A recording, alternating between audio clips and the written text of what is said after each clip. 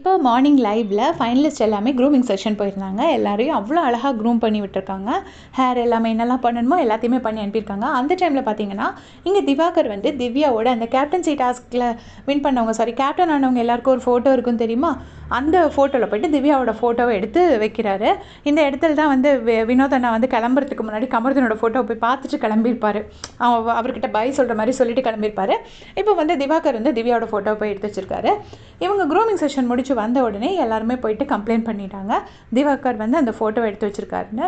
உடனே இவங்க திவ்யா வந்துட்டு போயிட்டு ஃபோட்டோ கேட்குறாங்க. ஃபோட்டோ கேட்டால் இல்லை எனக்கு அது வேணும் அப்படின்னு சொல்லிட்டு இருக்காரு. உடனே திவ்யா சொல்கிறாங்க, அது எனக்கு வந்து ஞாபகார்த்தமாக, நான் கேப்டனான ஞாபகார்த்தமாக எனக்கு அது வேணும், உனக்கு வேணும் நீ வேறு கேட்டு வாங்கிக்கோ, எனக்கு அது வேணும் அப்படின்னு சொல்லிட்டு கேட்குறாங்க.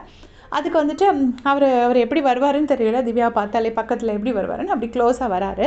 இப்போவும் லைவில் கூட உட்காந்துட்டு பக்கத்தில் உட்காந்துட்டு போய் கடிச்சிருவார் போல இருக்குது. அப்படி தான் உட்காந்து பார்த்துட்டுருக்காரு. இந்த மாதிரி ஆளுங்களெல்லாம் ஏன் தான் கூட்டிகிட்டு வராங்கன்னு தெரியல. கொஞ்சம் கூட அவருக்கு ரெஸ்பெக்ட் கொடுக்கவே தோண மாட்டேங்குது. பிடிச்சி ரெட் கார்டு கொடுத்து தான் வெளியே அனுப்பணும். ஏன்னா டூ மச்சாக ஒரு பொண்ணு பின்னாடி போகிறது ரொம்ப அக்லியாக இருக்குது பார்க்குறதுக்கு. அதுக்கப்புறமா பிக் பாஸ் என்னென்னா ஸ்டோர் ரூமில் ஒரு லெட்டர் அனுப்பிட்டாரு. யாருமே வந்து அதெல்லாம் எடுத்துகிட்டு போகக்கூடாது, எல்லாத்தையுமே இங்கே வச்சிடணும் அப்படின்னு சொல்லிட்டாரு. ஏற்கனவே சுபி பார்த்திங்கன்னா ஒரு ஃபேஸ் மாதிரி உள்ளதை எடுத்து வச்சுருப்பாங்க. அது ஞாபகார்த்தமாக வேணும்னு சொல்லிட்டு பெட்டியில் எடுத்து வச்சுருப்பாங்க. ப்ரீவியஸ் வீடியோவில் ஃபோட்டோ போட்டிருந்தேன், பட் பேச மறந்துட்டேன்.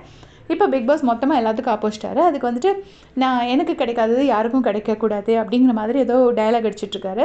உடனே பிக் பாஸ் வந்துட்டு திவ்யா வந்து என்ன சொல்கிறாங்கன்னா, இந்த பக்கத்தில் வந்து வச்சு பேசுகிற வேலையெல்லாம் வச்சுக்காத, தள்ளி போய் நில்லு அப்படின்னு சொல்லிட்டு திவாகரை வந்து திட்டுறாங்க. திவ்யா நிஜமாக என்ன கேட்டால் இதை விடையுமே இன்னும் கொஞ்சம் ஹார்ஷாகவே சொல்லிடணும். இவர்கிட்ட பேச்சே வச்சுக்கக்கூடாதுன்னு நினைக்கிறேன். அதுதான் பெஸ்ட்டு. ஏன்னா அவர் அவ்வளோ எல்லை மீறி போயிட்டுருக்காரு. அதை பற்றி உங்களுடைய கமெண்ட்ஸை சொல்லுங்கள். தேங்க்ஸ் ஃபார் வாட்சிங்.